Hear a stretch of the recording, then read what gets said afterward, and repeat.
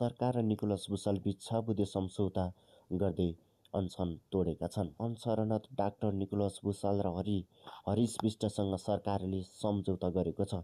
11औं दिनदेखि अनसनमा रहेका भुसालसँग शुक्रबार 6 बुँदे सम्झौता भएसँगै उनले अनसन तोडेका छन्। सम्झौतासँगै भुसालले अनसन तोडेका छन् भने प्रधानमन्त्री सुशीला कार्कीले दुवैजनालाई बालुवाटारमा जुस खुवाएर अनसन तोडाएकी हुन्। सहमति पत्रमा भुसाल पक्षबाट उनी स्वयं र विष्टको हस्ताक्षर छ भने सरकारको तर्फबाट प्रधानमन्त्रीका मुख्य सल्लाहकार अजय भद्र खनालको हस्ताक्षर रहेको छ। जेन्जी आन्दोलनको क्रममा गोली चलाउनेमाथि कारबाही गर्नुपर्ने, जेन्जी आन्दोलनमा पक्राउ परेकालाई रिहा गर्नुपर्ने, भ्रष्टाचारको छानबिन गरी दोषीमाथि कारबाही गर्नुपर्ने, विदेशीमा रहेका नेपालीलाई मतदान अधिकार दिनुपर्ने लगायतका माग भुसाल अनसनमा बसेका थिए।